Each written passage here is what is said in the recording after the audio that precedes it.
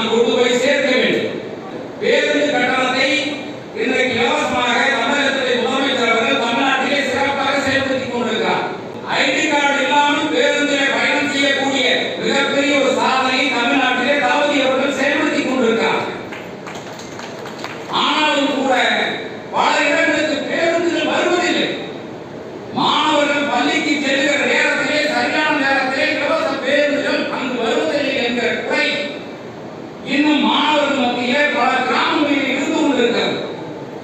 அதையெல்லாம் இன்னும் ஒவ்வொரு காலத்திற்குள் அந்த அவர் ஏற்கனவே போக்குவரத்து துறையிலும் அமைச்சராக இருந்தார். அவருக்கு போக்குவரத்து துறையை பற்றி மிக முழுமையாக தெரியும்.